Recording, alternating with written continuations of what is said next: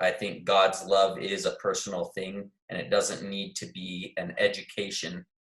I think that people can get to the point, whether it be through a rock bottom that's just hell, or through just humble petition, through prayer or meditation. I think people can come to a personal God that in the LDS Church we would consider the atonement of Jesus Christ.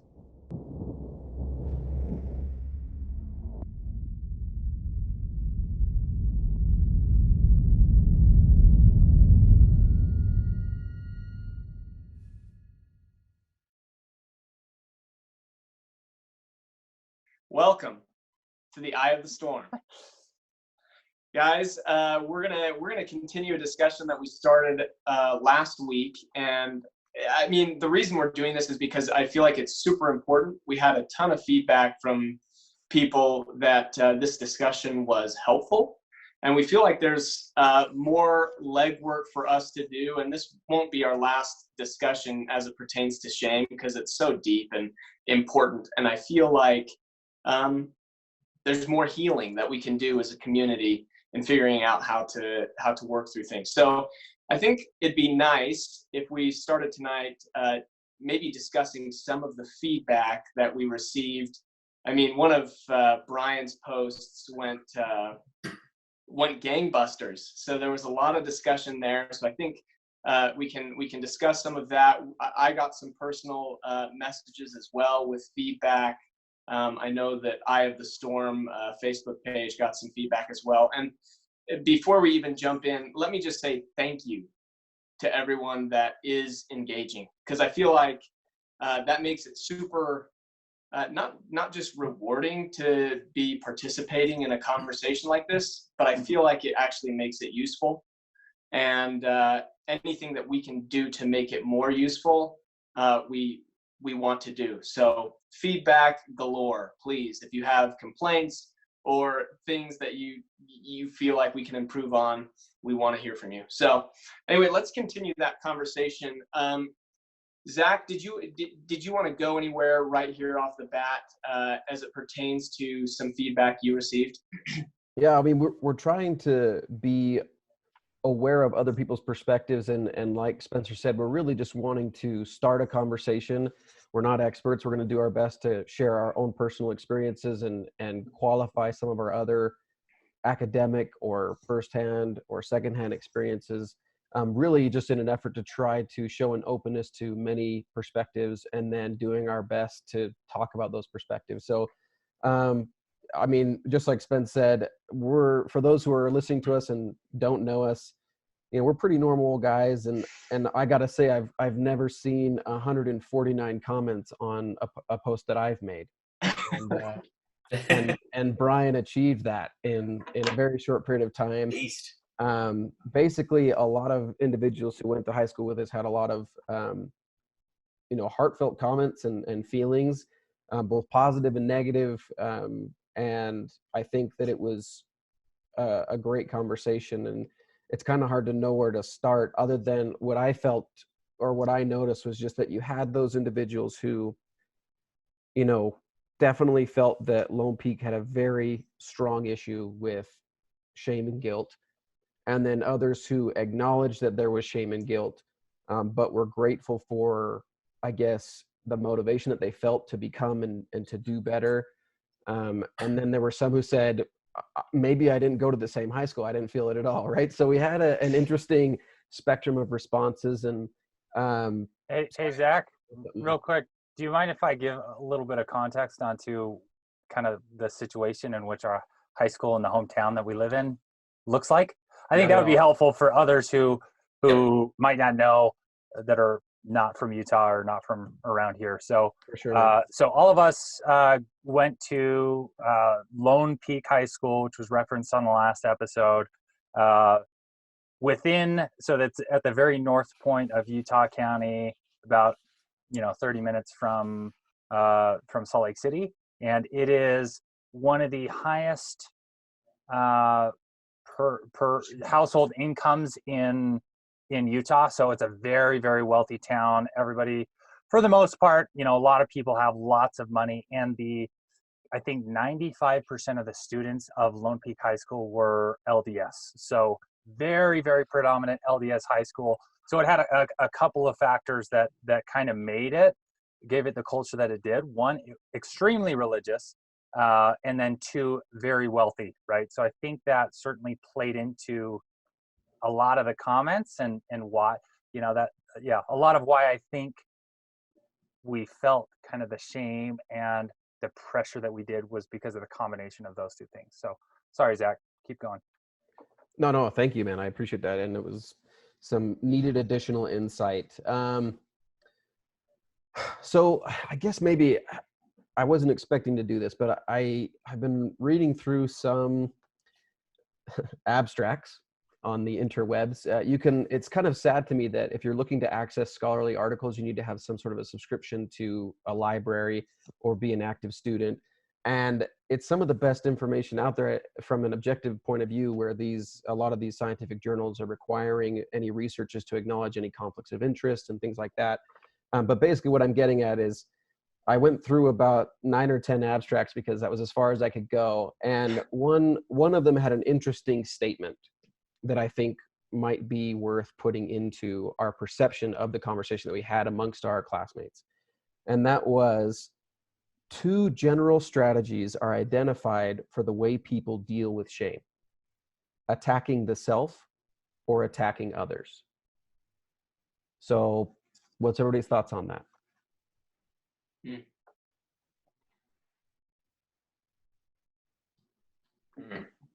Thoughts have not developed yet. Yes.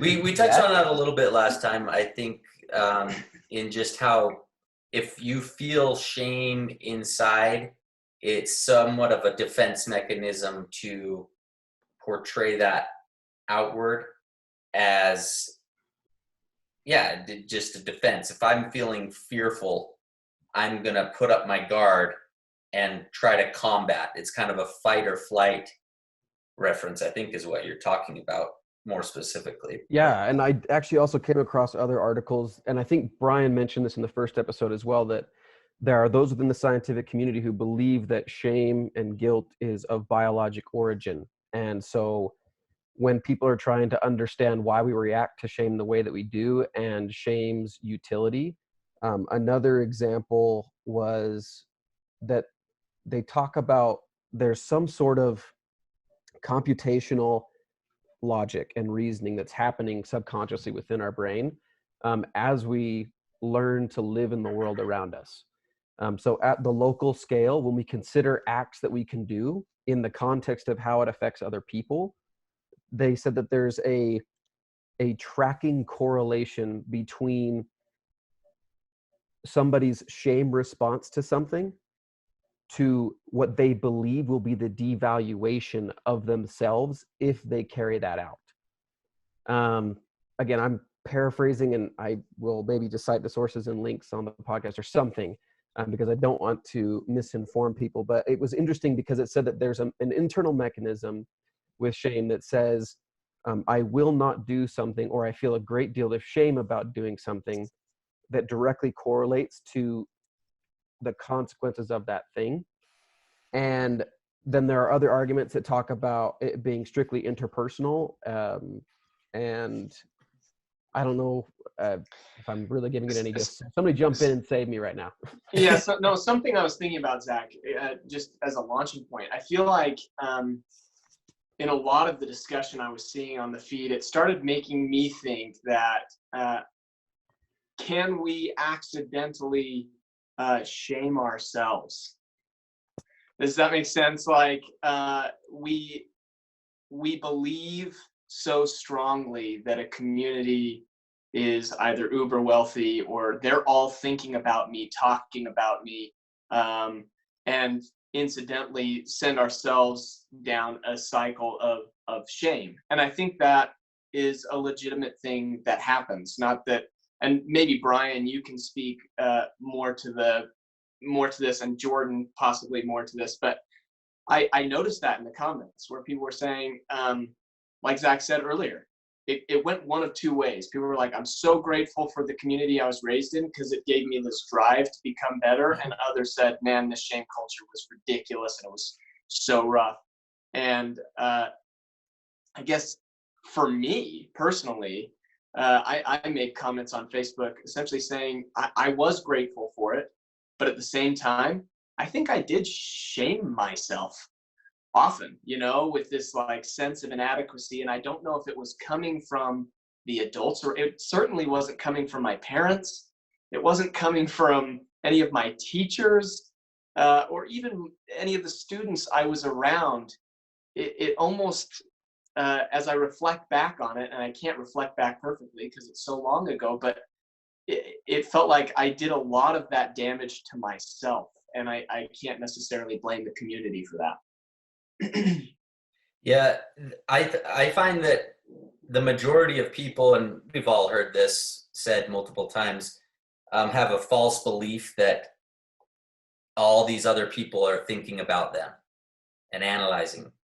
Like I always grew up thinking like, oh, people are thinking about how I'm either a loser or how great I am or how much I can't talk or how much I, you know, fail in whatever sport. But I think that the majority of people were actually thinking the exact same thing as me. And so everybody's thinking about themselves and what everybody thinks about them, when in reality, obviously, nobody's thinking about them because they're thinking about themselves.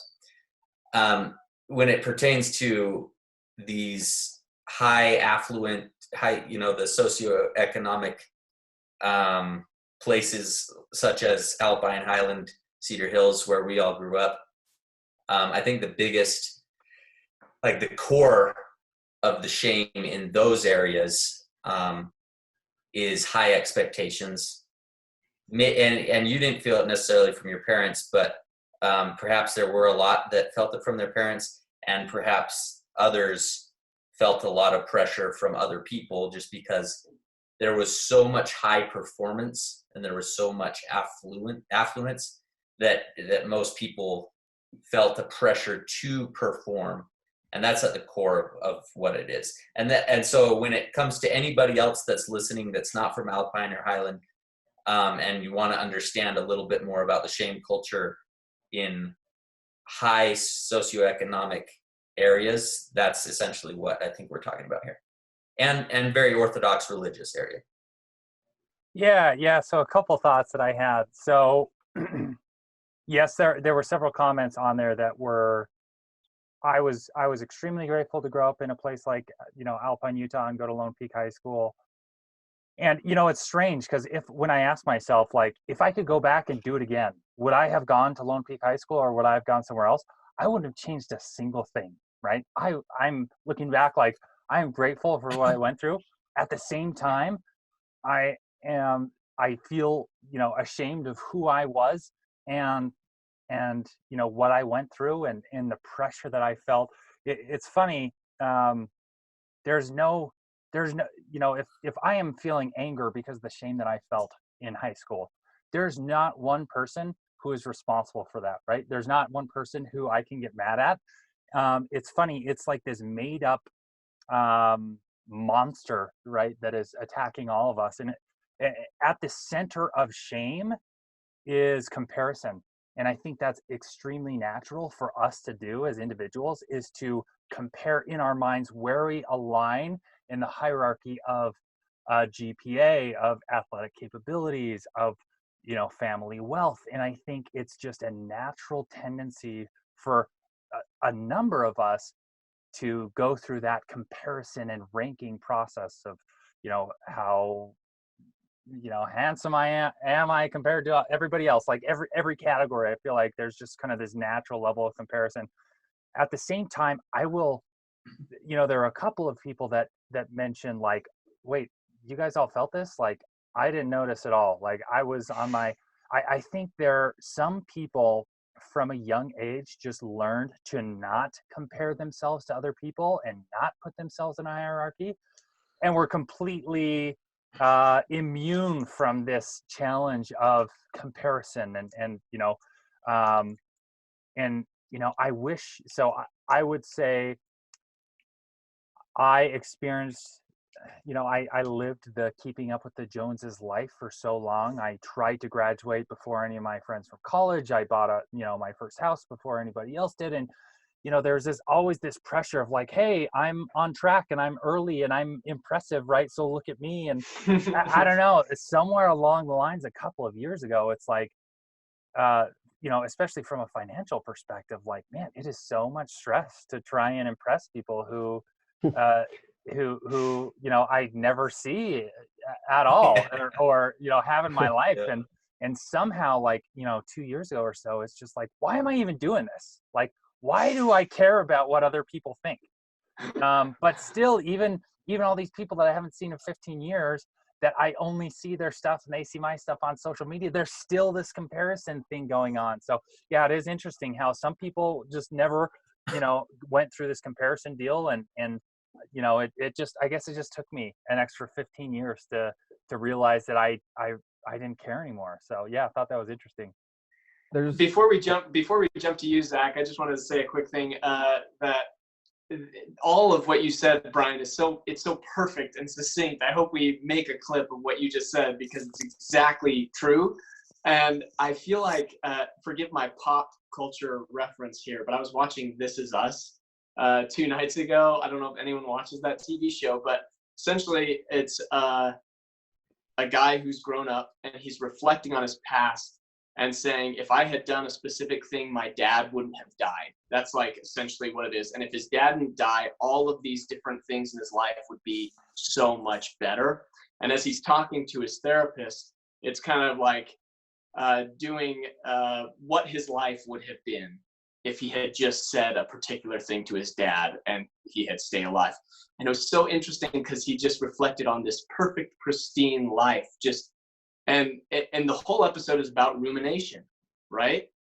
Just ruminating on his upbringing, and if he had changed one thing, it would have fixed all things. When in reality, that's not the way life works. And I feel like it can be an unhealthy thing for us to accidentally do when talking about this particular topic, or being raised in a certain, high wealthy area with a really religious school, all of that. Sometimes we can ruminate on things and create some unneeded anxiety, rather than reflecting on it, in maybe looking back on it and having nostalgia rather than bitterness, if that makes sense. So Zach, let's jump to you. Yeah, I think that it's interesting, because I think that, like Brian said, we wouldn't necessarily want to change what we did in the past as much as we would like to have changed our perspective about what was going on.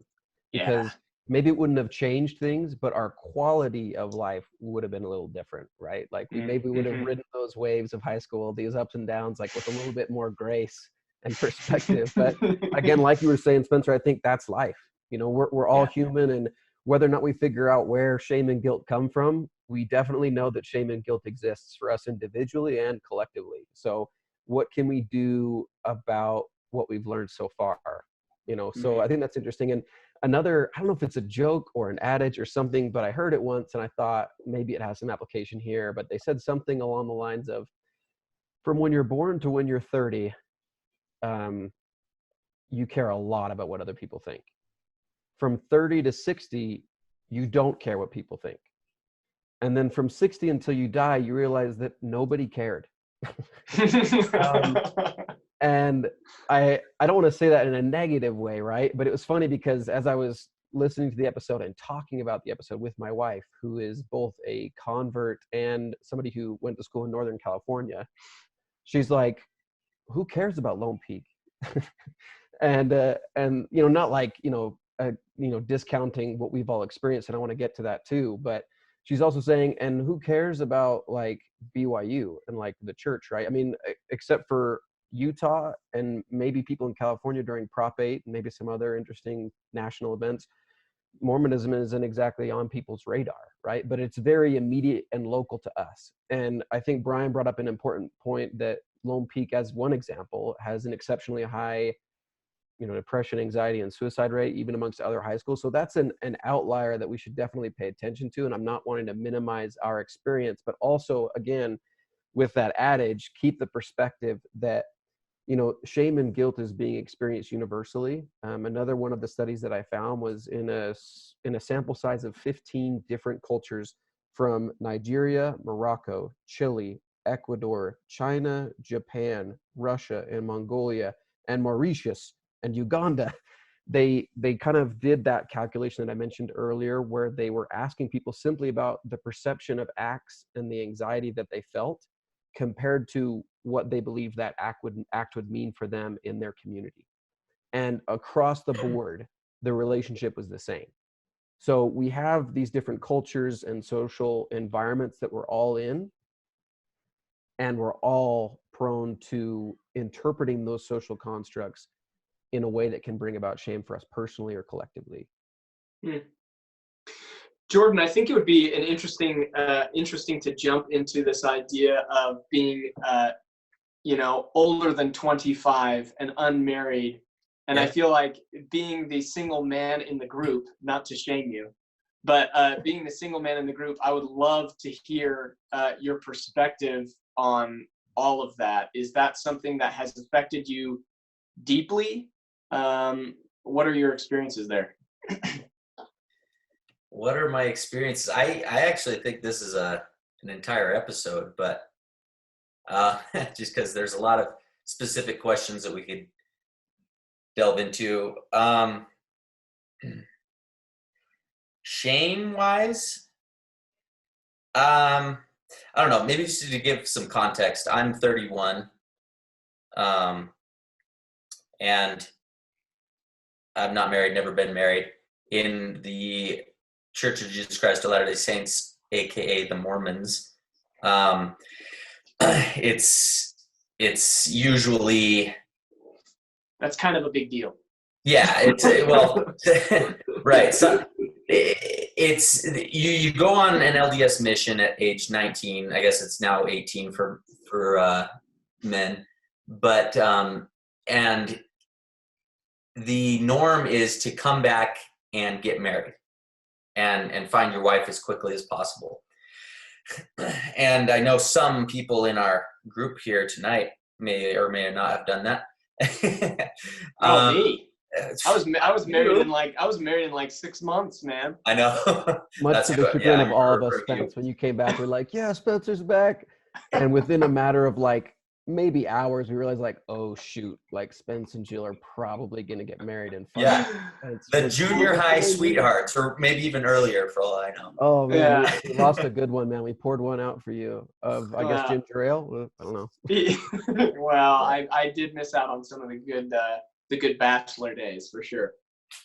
Well, I can't say that you missed out, but I will say, so it is slightly taboo to be single and this old, and we can go into all the details as to why I'm not a lot later. We can spend a whole hour on that, but probably as for shame. Longer than an hour. It would take quite a while. You can spend as long as you want, and ask me any question you want, because I've spent so much energy and time thinking about it that I have a plethora, an encyclopedia of knowledge regarding it, and I've read many books as to what marriage means, et cetera, et cetera, et cetera. But I digress. So as for shame, I personally have heard much more. I guess I've been around many more people that would shame the other way, that express vocally their opinions about how the church shouldn't pressure single men, single women to get married so quickly. And so, to be honest, and that was since I got back from my mission. At age 22, it seemed to me that most people were saying, hey, don't worry about getting married. You're still young, and I felt more pressure externally in that regard, I'm being completely honest, than I did internally from myself. And the internal pressure that I felt was probably more of an evolutionary or biological sexual drive to get married, because also in the church we believe that we remain chaste, or we are abstinent until marriage. And so a lot of the pressure I think that I had to get married came from that, as well as just, it's kind of a status thing for me personally. But from anybody that said anything out loud vocally, other than my grandpa, I never really felt much pressure nor shame for being a single man. Jordan, That was a really long response, but do you think that is because, do you think there's a difference in the age of, how do I phrase this? Is that because you spend most of your time with younger people versus if you were spending most of your time with people your parents' age or your grandparents' age, that they still, is it an age thing where us young people now, millennials, say, dude, take your time? But older people still have this idea of like, you should get, like, that should be your goal right now in life, this is your next step. Is that it? Is it age? What is it? I might be a unique case because usually it starts with the mission president. Like right as you're ending your mission, the mission president says, go out there, find a pretty girl and get married. I'm a strange case because my mission president was like, just take your time. You don't have to get married right away. So I was like, I didn't want to hear that, to be honest. I thought marriage would save me. I'm one of those kind of guys. And I'm barely starting to understand that marriage doesn't save anyone. The other thing would be that I came home and my parents were separated and they were going through this long 6-year long divorce. And so my mom was like, whatever you do, just don't get married until you're in a good place, And so I think because I'm a little bit of an anomaly, because from my parents, from my mission president, and for the majority of my other church leaders, I wasn't getting much pressure. But to respond to your question, I think a lot of the older generation do pressure because marriage wasn't seen as the same thing back then. Marriage was less I want to go marry my best friend, and it was more of a utility. It was kind of like a social utility. You go get married because that's how a woman would, keep up socioeconomically, and a man gets married because that's how he, reproduces and keeps his social status.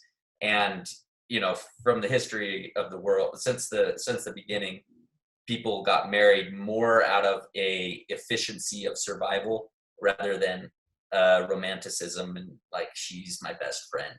And so us millennials consider it more of a romantic, like, I just want to marry somebody that I'm totally comfortable with. Whereas the older generation doesn't see it that way. So that would answer your question, but I am a little bit of an anomaly with my relationship to older people. Sure. So I've got a couple thoughts. So, the pressure to come home from a mission in the Mormon church and get married, it's interesting. So I had my mission president would tell a story about his son who was just an absolute ogre, who came home, set a goal like, hey, I'm going to get married. I'm going to find my wife in X number of months. And, my mission president is be like, okay, son, just, keep believing. It'll happen. And then he finds this great woman and they get married. And so I don't know, it's interesting how there's that pressure in the LDS church. Outside of, so going back to the shame conversation, why do we feel shame? Why do we feel that comparison in ranking ourselves versus other people? I think it has a lot to do about where motivation lies or where our motivation comes from. There's two types of motivation, right? Intrinsic motivation versus extrinsic motivation. Extrinsic motivation, things outside of yourself, which are, how much money do I make? What kind of status do I have in the society? I think a lot of the shame is based around us having extrinsic motivators, right? Caring about those outside things. And I think maybe that's a part of the reason why I've started to experience less shame in the last couple of years is I've started to look at intrinsic motivators, looking at my personal growth and finding other ways, other things in life that fulfill me. I will. So back to that post, Jordan's mom responded to a couple things, and it just kind of reminded me that, and I hope that the parents out there and the people that had us all grow up in the Lone Peak boundaries. I fully believe that all the parents out there are great parents, and I feel like most people do the best with what they have, with the tools that they are given. And part of it is based around, I think it's called presentism, right? Judging people today based on what they knew back then. And I think we do that quite a bit. So I do want to make mention that, we're us feeling a ton of pressure, shame, guilt from, high school days. I don't think that, our parents did anything wrong. I think they did the best with the tools that they had at the time. I will say, when it comes to the Mormon faith and the LDS church, the message that I wish I heard that I never once heard was, hey, you're going to mess up a lot. That's okay. That's fine. It's what you do after, the lessons that you learn from it, and the direction you go after that. I don't feel like I ever received that message of dude, you're going to mess up. We all do. It sucks. But that's fine. You're going to do it. I never heard that lesson from my parents, from church leaders. I just wish that was stressed more growing up, because that just would have been, I think that would have changed the whole tone of the experience growing up. So I think a lot of the message that I received or perceived in my brain was, be ye therefore perfect as your Father in heaven is perfect. And what was interesting was, just recently I actually gave a talk, because I feel like this is changing. I feel like the church is making some pretty positive shifts in helping people to go easy on themselves, and we're hearing more of those messages over time. And just recently I gave I shared a message in my church building, and it was about that scripture, be ye therefore perfect. And our prophet, Russell M. Nelson, had just recently given a message about the same thing. And he essentially said that the word perfect in Greek or Hebrew, someone can fact check me on that, but Greek or Hebrew is actually teleos. I don't know if I'm pronouncing that correctly, but teleos means complete. So, he's not necessarily saying be perfect in the way we perceive perfection, which is without flaw or completely flawless. Rather, he's saying be complete. And in some ways, saying we are whole, complete or whole. You are whole. And I feel like that message is so much more beautiful to be able to say, be ye therefore whole, be ye therefore complete, because you are. I think every person needs to have that attitude with their life, that they're already complete. It's just a matter of constantly, or not constantly, wrong word, but it's just a matter of fine tuning, our lives, rather than feeling like we are this broken, imperfect, completely flawed human. We're actually complete. God made us, he made us perfect. He made us teleos, if you know what I mean. So anyway, I've got a question. So maybe should I wait till Zach and Jordan talk? Yeah. Zach, go ahead, and then Brian, I want you to ask your question. So I don't have. I wish I had more experiences and I guess facts to check in response to those things, because I do think it, from a cultural perspective in the church, I hate to say that I'm not surprised that Brian has experienced what he experienced. Honestly, I guess I feel like I'm a fan of the church, right? So a part of me just doesn't want to acknowledge that, like, Brian and others received a consistent message of, like, you've got to reach the standard. You have to reach the standard. If you don't reach the standard, like, your life will be hell. And it's raising the bar. Yeah. Right? And I think that, you know, from different perspectives, I mean, you can look at every negative thing and see the positive element that was probably being aimed at, but was missed, you know, that the concepts were misapplied. Another thing is the whole be ye therefore perfect. Like I might be taking a risk here, but I challenge anybody to find a conference talk that speaks about that verse particularly, where the orator says like, no, it means you need to be perfect. I think every time that scripture or other similar verses has been treated at the highest level in like a conference setting, it is always, you know, emphasized that it means more of the completeness, the teleos that Spencer shared. I do disagree a little bit with what you shared, Spencer. And again, it's just me, right? My own opinion. Right. Like I do think that we are accepted, but we aren't whole, but that we have the opportunity to regularly become whole and renewed through the atonement of Jesus Christ. Within the church, we have our weekly sacrament meeting where we renew our baptismal covenants, and it's all in an effort to, I guess, become whole again and recharge for the next week. And I'm not saying that you meant otherwise, and maybe you did mean that too, in the sense. And here's what I'll do, Zach, and I think it may be interesting for listeners, is I can actually publish, I wrote the whole thing out, so I'll actually publish what I did write with all of my sources in there as well. And, you know, I think your perspective, you may find that it's a little more similar than I may have portrayed it here on the podcast. So right. Well, because in Alma 34 in the Book of Mormon, there's a couple verses, I think 15 and 16, and I don't have them memorized. Wouldn't that be super showboaty? But it talks about how there is actions that we must take from a theological perspective or within the Church of Jesus Christ of Latter-day Saints doctrine that says, you know, we must exercise faith and we must seek to repent with a contrite heart, with a broken heart and a contrite spirit.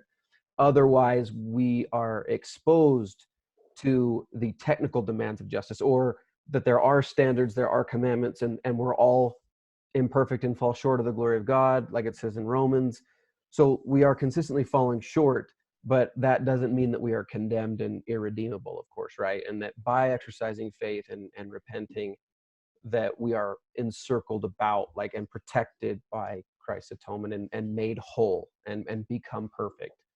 When we make those choices. But yeah. Love that, Zach. So Brian, go ahead and ask your question.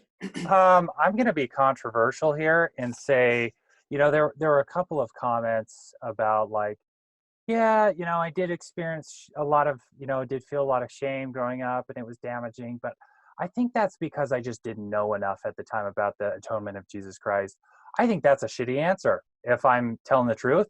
And here's my reason for that is, you know, the people that are saying things like that, I would say in terms of their gospel knowledge are in the 99th percentile, right? If you think about people who grew up, went to Lone Peak High School, went to church 3 hours every single Sunday, went to seminary, you combine these people are people, including ourselves, we've done 10,000 hours, right? We are experts at religion. And if it takes someone in the 99th percentile, the religious knowledge elite, to understand correctly how to apply the atonement of Jesus Christ and remove that kind of burden of shame, I just don't like that, because that's an elitist response in a way. So I don't know. I can understand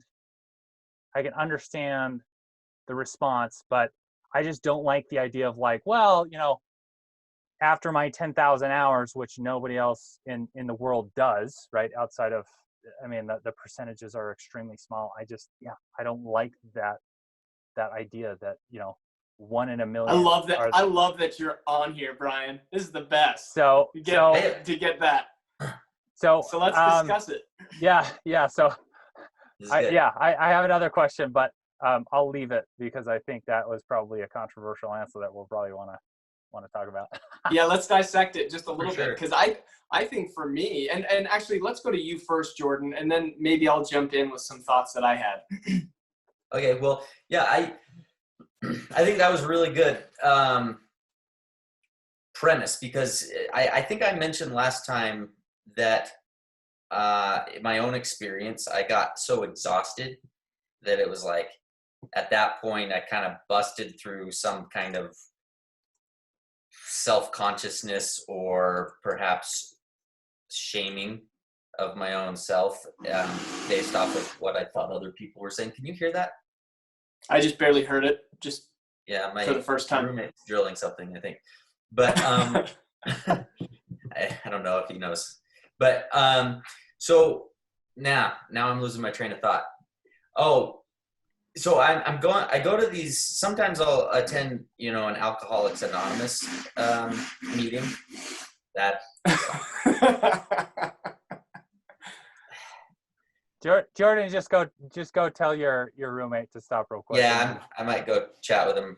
Yeah, let me. This is a do good thought, though. finish? So Go. carry on with what you're thinking, and I'll wrap up my thoughts because I think that this is a good point.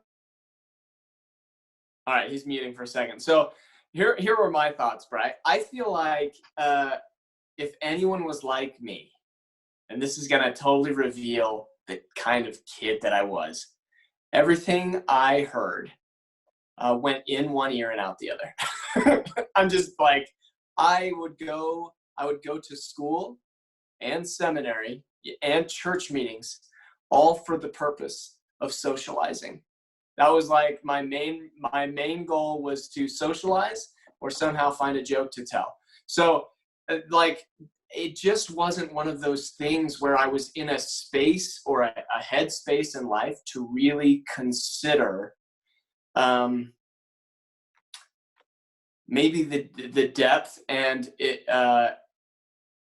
importance of things like this. Does that make sense? So like, it was just, for me, I really do believe that even now, like in the past 3 months, my opinions and thoughts have changed on specific things that I never thought they would change on.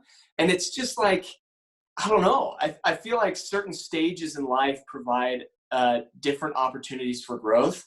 And I think between the ages of 18 to like, I don't know, 30, in that span, at some point, people tend to challenge every belief that was just fed to them their entire lives. And for me, I challenged all of those beliefs at the age of 28. It took me a long time to say, hey, no, wait a second. And I called everything into question. I mean, everything. And that took me a long time to do. Because by the time I hit 28, and I had never even considered that there were issues or problems with anything that I was, raised to believe. So I can empathize with some of those comments and saying that, yeah, I just don't think I had a full understanding, and agree with it, because I still think even today I don't have a complete understanding or full understanding of it. Do we want to jump back to you, Jordan? You're still on mute, or should we jump to Zach first? Whatever you like. Let's go ahead. Let's go ahead to Jordan. Okay. So, yeah, going back to what I was originally saying, and in response to Brian's comment about maybe how we're privileged to have an understanding of what the atonement means, versus maybe other people never even get that opportunity. I think that is accurate, that people don't get the opportunity to educate themselves scripturally, like we did. However, there's something in the 12 steps of Alcoholics Anonymous that comes to mind. In step 2 of Alcoholics Anonymous, the step 2 is come to believe that a power greater than ourselves can restore us to sanity. Alcoholics have a unique problem, as well as any other type of addict, with the fact that they themselves cannot stop, and they cannot, no matter what they try to do, they cannot release the shame that they feel, nor stop the behavior that has led them to that hellish state of shame. And so in Alcoholics Anonymous, a lot of these meetings, I went to actually one of the original meetings out in Nashville with this guy that was like 40 something years sober, really, really cool guy, Scott Lee. I know it's anonymous, but he's all over the internet, so it's fine. And something that they say is coming up with your own concept of God is essential to recovery and essential to coming to believe that a power greater than yourself can restore you. And so a lot of us in the LDS faith, in particularly an affluent area such as Alpine or Highland, we were taught what God or who God is according to our parents' understanding, according to our leaders' understanding. And we never came up with a conception of God that was personal to us. And so when people say, well, yeah, I just didn't understand who God was, I don't think they're lying per se, because I mean, I don't, obviously they're not lying, but I also don't think it's difficult to come to an understanding of God that is personal to you, that also works, that makes you feel loved. I don't think that takes, a theologian or a scripture master to necessarily acquire. I think God's love is a personal thing, and it doesn't need to be an education. I think that people can get to the point, whether it be through a rock bottom that's just hell, or through just humble petition, through prayer or meditation. I think people can come to a personal God that in the LDS Church we would consider the atonement of Jesus Christ. And that's kind of the direction I was going to take. I mean, just with your question, Brian, I think there were two interesting presuppositions that, may not, be an accurate understanding of what's going on with the people who say these things, in the sense that just because maybe people have 10,000 hours of exposure does not require them to know these things, right? Like that if you're looking at somebody only being able to speak if they have adequately leveraged a certain amount of conceptual hours of study, I don't think that makes them an expert just from exposure. And I think Spencer illustrated that. But when somebody says that they just didn't have an understanding of the atonement, maybe they are, and maybe some of them are believing that because of their scholarly study that has granted them the understanding that they feel enables them to have that perspective. But I mean, when I say that, I'm definitely not saying like I read enough scriptures and I memorized enough passages and I studied this topic in such depth that I have come out of it as somebody who, through the paper and my mind, have been able to build this adequate profile of God. I think we can also look specifically at the Book of Mormon for a couple of examples. I know that's, again, unsteady ground for a mutual conversation, but I only want to use it as a reference for the church's core doctrines, making an allowance for a variety of expertise as far as concepts go in being able to come to Jesus. So we can look at the example of Enos, who was the son of a prophet. We don't know how much he knew about God, but he wasn't really doing the right things according to what he had been taught. He recalled some things that his father had taught about Jesus when he felt a form of guilt or shame for his past actions, and subsequently prayed to God and came to know Jesus and build an unbreakable faith, he says. Alma the Younger, who was also the son of a prophet, who actively went against the church and had a similar experience of remembering the words that had been taught and then crying out to Jesus and receiving a remission of his sins.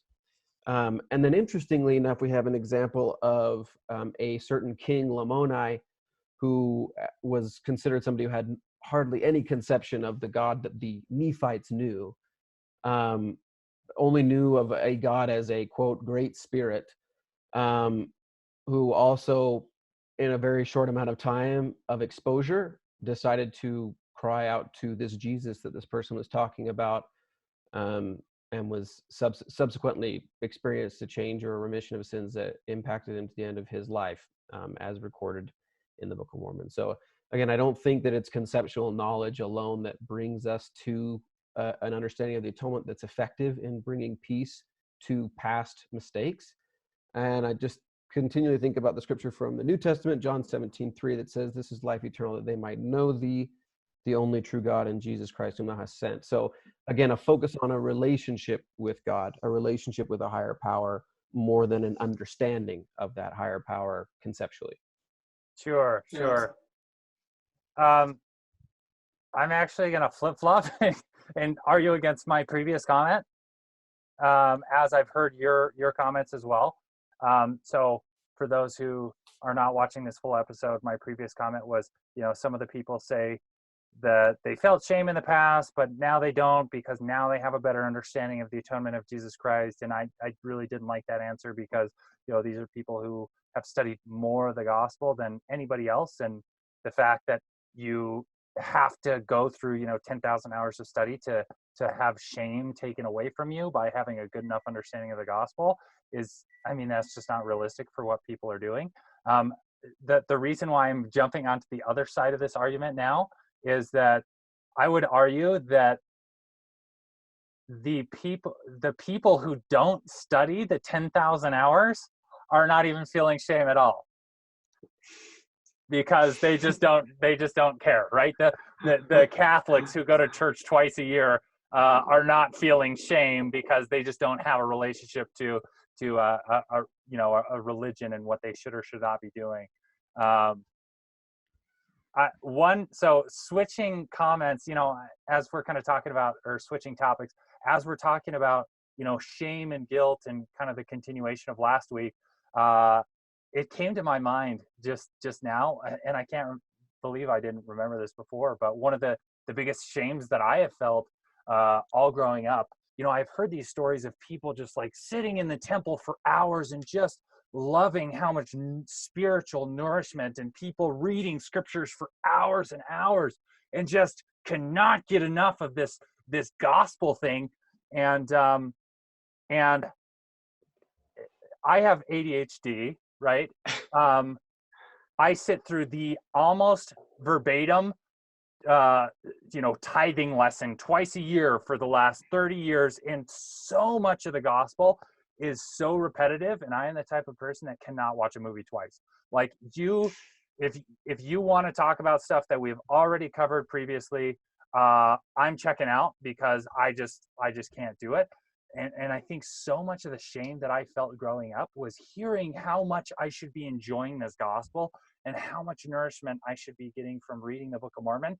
And every single time I was at church and every single time I was reading the Book of Mormon, I was just thinking, why do I hate this so damn much, right? I mentioned my mom, as well, her experience being a stay-at-home mom and how she hated it so much as well. It just was not her, and her arguing with God, like, why did you make me this way if this is who I'm supposed to be, if this is what you want me to do? I don't know. I don't know if I have a specific question attached to this, but I always felt such a deep guilt for not enjoying the gospel, and I think a lot of it, and I look at my siblings, all of who have ADHD, and they are the exact same. None of them want anything to do with the church, and don't see a need for it or much value in their lives. But man, I just felt so much guilt and shame for not enjoying the gospel, and that's part of the reason why I just like struggle through church and distract myself and try and think about other things. And I don't know, it's tough for me.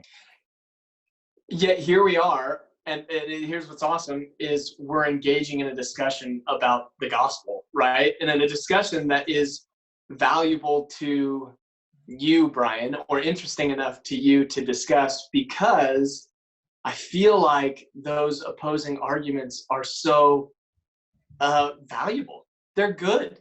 You know what I mean? Like, I feel like the openness of this kind of discussion actually makes the gospel interesting. And without that opposing opinion, it's not interesting anymore, right? If it's everyone's in the same lane, you don't want everyone to be the same. I want to share something. Brian, you look like you were putting your lips up to the mic because you had something good to say. No, just go If it ahead. was a good joke, I really wanted Well, to hear it. I just just didn't want to miss out on it. a little 15-second blurb. You know, I've heard so many comments about, ooh, this was like, you know, direct revelation from God to move this church from 3 hours to 2 hours. I would argue that it's reactive, because the only way that people like me still go to church is because I don't have to sit through 3 shitty hours of just boring stuff, and now it's only 2. So Well, let me get a little vulnerable as well, and share some of my upbringing, because hopefully someone can relate to it. I was on the opposite end of the spectrum from you, Bri. I felt like, one, I did have a sincere like love for it, for like the study of the gospel.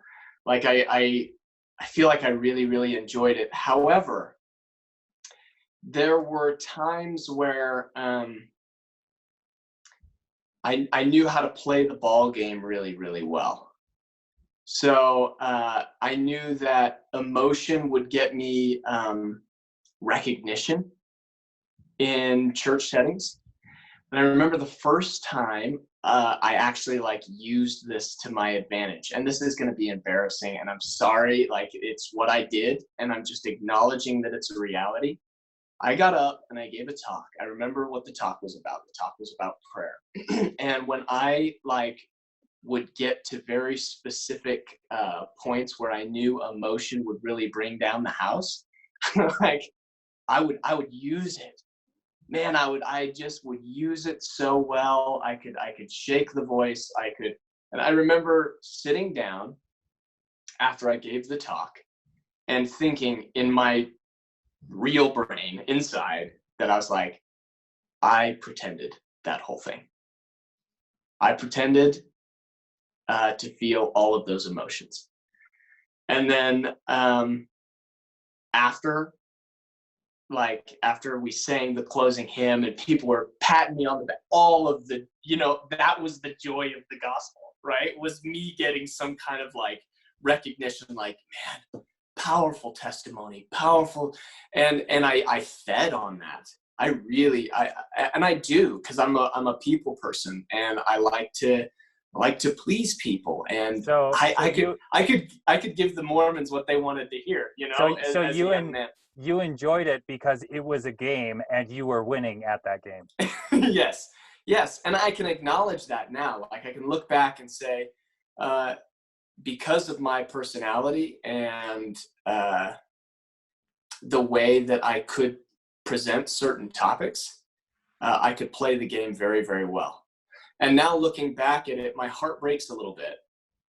And not breaks because of what I did, but because I know other people like Brian were having a completely different experience in church that they didn't feel was benefiting them. And so I just think it's important for me to acknowledge publicly that that's something that I did, and I have since, I don't do that. I don't want to be presenting some kind of false faith because I'm going to receive a pat on the back. And I think it's more important to share things that are actually really true to your heart. And if it brings emotion, fantastic. But emotion, it does not equal faithfulness. If I that agree. makes sense. I agree. And in Preach My Gospel, in our missionary manual, there's even a section dedicated to saying like the presence of tears is not, and that we're not meant to, I can't remember what the terminology was, but it was something like don't falsify the spirit or don't like feign the spirit. I'm not sure. Yes. Yeah. But so I think it's interesting also that the church accounts for that. But I think I should also share some of my experiences along those lines as well, because I too have perpetuated the false, I guess you could say, culture of knowing at times when I didn't, and looking back and feeling shame almost instantly. And I was thinking about what Brian said about feeling guilty, or maybe shamed, maybe not so much guilty, but shamed that he didn't like going to church or didn't like repeating the topics, I should say. Because I thinking about our discussion about pornography from our last episode, I remember there were many times before I had talked to my mom about it, where she would talk about how the world was changing and how she had seen some pornography or something. And the way that she acted, just so like stunned and shocked at it.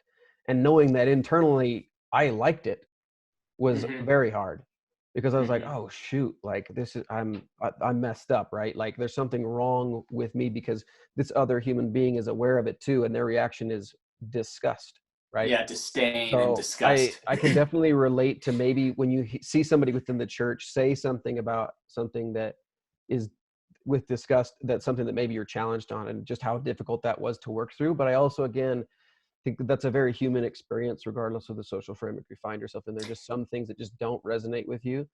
Um, but Zach, I hate to interrupt you, but can I say this quick thing? Because what you're saying just reminded me of something I wanted to get out. Is sure, that because of that kind of falsifying or portraying of myself, and maybe something similar to what you did, it caused me to to the public, I looked like the shining beacon of what every youth should be, and on the inside I was having issues with pornography. I was having issues with masturbation. And every time, I engaged in a discussion about that, I also would portray the disdain mm, or the disappointment. I would. I mean, outwardly, I was dishonest, which just drove it into secrecy, sure. which, as we all know, is terrible. Anyway, Zach, go No, ahead. thank you for sharing that. And I think that I didn't, while I may not have shown the same like fake disdain like you did, I definitely missed many, many, many, many, many opportunities to say, I actually struggle with this. And I Mm, don't know if me omitting was any worse or any better than you pretending to have a disgust, right? So, yeah. but all this is kind of culminating in the following story. I remember my farewell. I remember it was on, interestingly enough, it was on the atonement of Jesus Christ. And I applied as much scholarly experience, gospel, scripture references as I could, just trying to make it a good talk. I was more concerned about making it through the 15 minutes and looking like I was prepared to go on a mission than I was about sharing my personal experiences with the atonement of Jesus Christ. And I said a couple of things at the end of my talk that would haunt me for a while. And that is that during my farewell, at the very end, I wanted to have this big dramatic finish, right? It's you're a missionary getting ready to go, and you've got to show that the gospel is safe in your hands and that you will be an excellent representative. And I remember saying, I don't know the specific line, I could find it because I have my talk printed out. Something along the lines of, I want everybody in this room to know that I know that their church is true, blah, blah, blah. And like basically like Joseph Smith was a prophet, gospel of Jesus Christ is true, all that stuff. And some of it I I maybe knew, some of it I believed, and some of it I didn't know. But that's not what I said. Mhm. And looking back, I wish I had said it just like that. I know this, I believe this, I don't know And some anything. of this I don't know. Yeah. Yeah, Yeah. yeah. And I remember I got emotional. I don't know exactly why I got emotional. I wasn't trying to get emotional, but at the end of the talk, I was just so happy that I did, because I was like, "Ooh, that probably looked really good," you know. Hmm. And my dad was actually the bishop at the time, and I remember finishing the talk and the meeting ending and getting up and going to my dad and hugging him, and it was, I mean, I felt like a lot of love, of course, and a lot of happiness. And I remember him just saying that was perfect. And in my mind, even in that instant, I was like, yeah, some of that was perfect and some of it was not.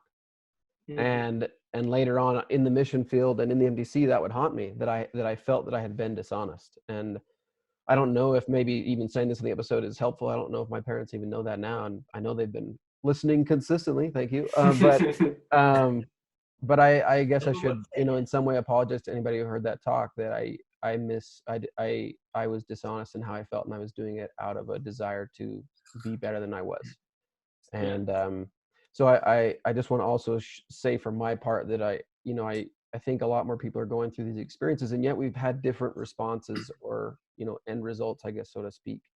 But for better or for worse, for practical or impractical reasons, just thought I'd share that. Jordan, go ahead. Give us some of your thoughts.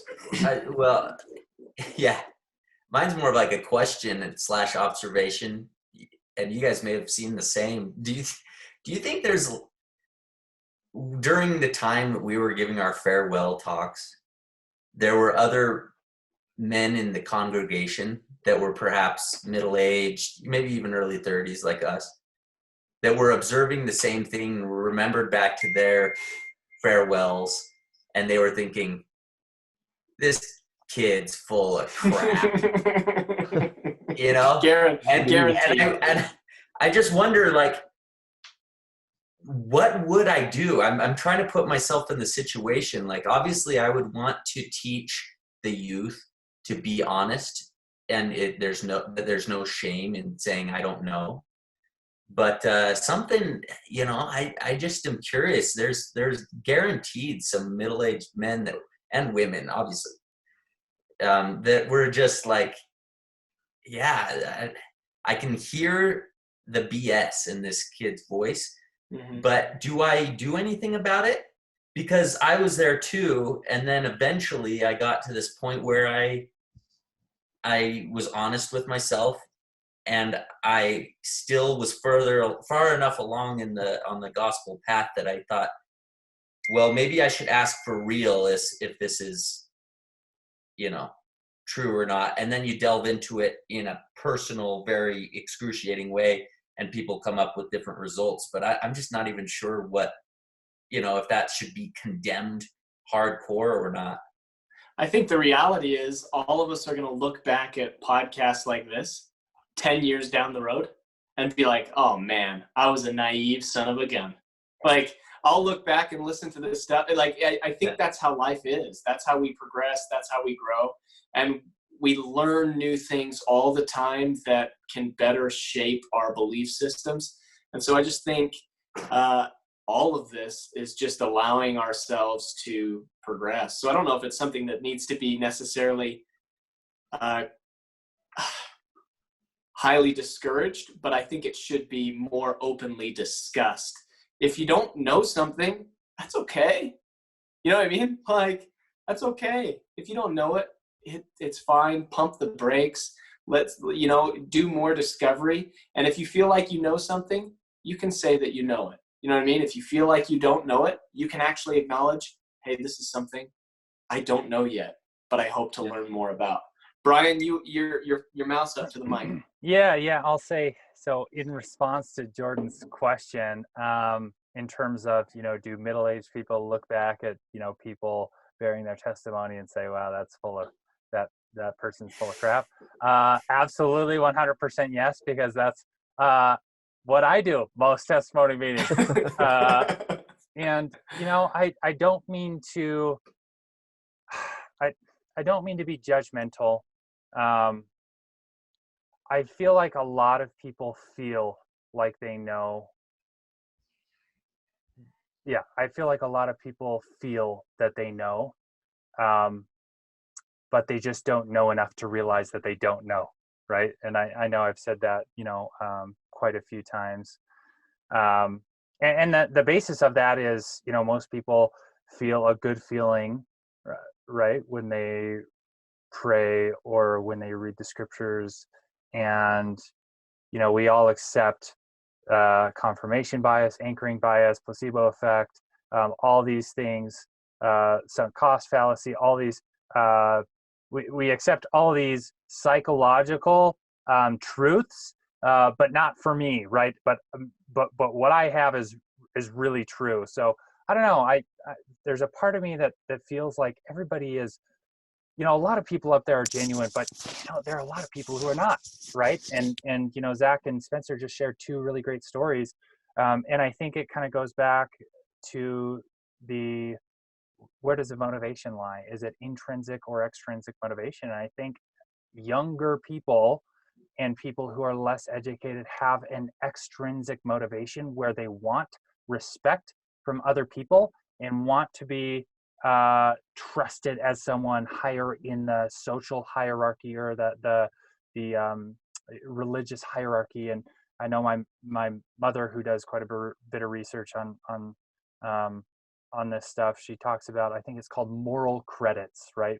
The subconscious place where people put their status in their minds of where they lie. So I do think, in terms of the shame conversation, the way that people, whether it's through the atonement of Jesus Christ, or whether for me it's the study of psychology and sociology and just understanding how the human mind works and what it drives it, I think at the end of the day, when we transfer from extrinsic motivators and, being driven by being seen as respected in the community or in the, the religious institution, to more intrinsic motivators inside of ourselves, and understanding, the personal innermost desires that are really don't affect people outside of us, but really just us ourselves. I think that's the trigger that helps people avoid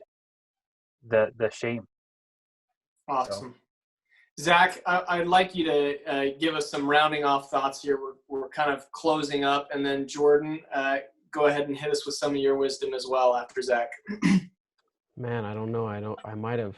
Do you want to bear your testimony? All of my thoughts. I'm just trying to think on. I understand the skepticism, especially from Brian's perspective, and I've had similar thoughts when you listen to maybe the reasoning of why people believe certain things. Even as a fellow believer, you hear somebody give a reason, I'm like, and even inside, I'm like, I don't know if that's like, the best connection as to why you believe that, but whatever. I think that it's also important to acknowledge that, we don't know what's going on inside another person. Yeah. We can guess at best. And I also think that as long as we're behaving in a social context, I think, like Brian said, having a more intrinsic motivation to do your part as part of a collective experience. I think that as long as you're interacting with other people, I think extrinsic motivation plays its part. And I don't think that ever goes away as long as you're with people. And I feel like I'm just saying that, and it's a vague thing because I haven't, again, formulated it really, and I don't know why I'm going that direction here at the end.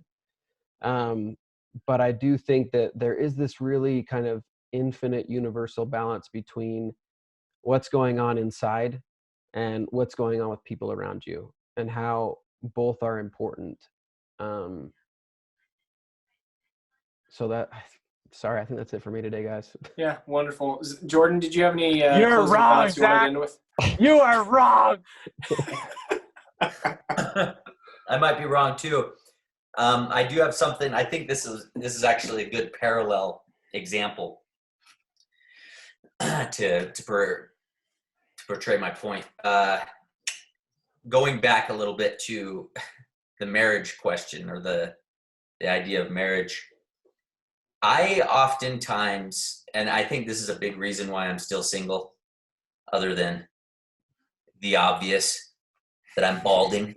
No, I think a big reason I still might be single is that I tend to question my intentions, and I question hardcore whether or not I actually like somebody or not. And oftentimes I find that, and this, I'm tying this in to, that I guess the premise of whether or not we know something, people's testimony, whether or not it's genuine, authentic or not. And sometimes I look at these couples and, before they're married, or even look back on my friends like you guys before you guys were married, and people would say things like, I know I love her, or I know I love him. And my mind, for some reason, is so skeptical of, like, how do you know that?